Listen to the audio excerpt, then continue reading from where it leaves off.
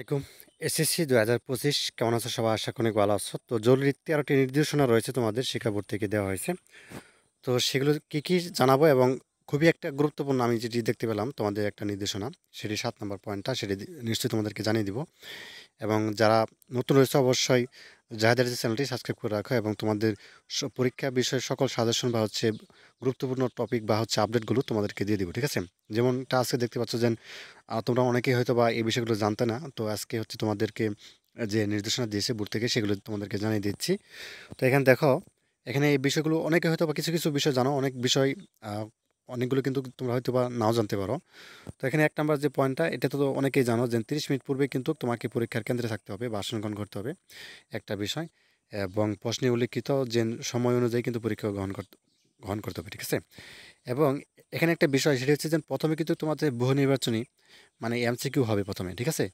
পরে হচ্ছে তোমাদের সৃজনশীল পরীক্ষাটা হবে এবং এভাবে হচ্ছে নিয়মিত। এবং কিন্তু আরেকটি বিষয় এখানে সেটি হচ্ছে যে কোনো বিরতি থাকবে না আরকি। ঠিক আছে? এমসিকিউ এবং সৃজনশীল যে পরীক্ষাটি হবে কোনো ধরনের বিরতি হবে না। এমসিকিউ শেষ হওয়ার সাথে সাথেই কিন্তু আবার তোমাদের কি হবে?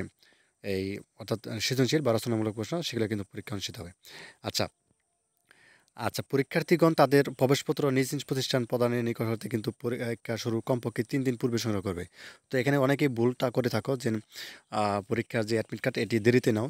তো আগে নিবা কেননা এখানে কিন্তু তোমাদের অ্যাডমিট কার্ডে কিন্তু অনেক ধরনের ভুল হতে পারে। এটা আগে নিলে কি হবে? তুমি হচ্ছে ভুলটা সংশোধন করতে পারবে। ঠিক আছে?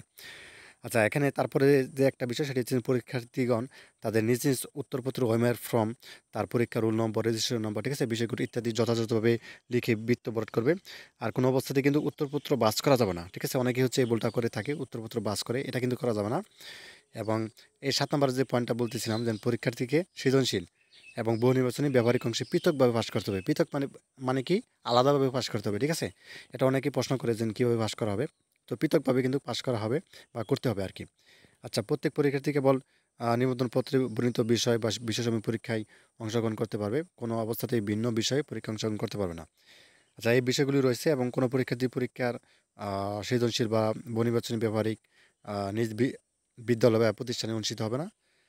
আচ্ছা, এখানে তো মোটামুটি এই বিষয়গুলো তো গেল। তোমাদের হচ্ছে আশা করি বিষয়টি বুঝতে পারছো এবং তোমাদের যে মোবাইল ক্যালকুলেটর এগুলি কিন্তু কোনোভাবেই কিন্তু বিশেষ করে যে সায়েন্টিফিক ক্যালকুলেটর কিন্তু ব্যবহার করতে পারবে এবং অন্যথায় কিন্তু অন্য ধরনের কম্পিউটার অর্থাৎ ক্যালকুলেটর কিন্তু ব্যবহার করতে পারবে না, ঠিক আছে? তো এই ছিল মোটামুটি তোমাদের কয়েকটি পয়েন্ট খুবই গুরুত্বপূর্ণ যেগুলো সেগুলো এগুলো তোমাদেরকে জানিয়ে দিলাম। তো ধন্যবাদ সবাইকে ভিডিওটি দেখার জন্য। আল্লাহ হাফিজ।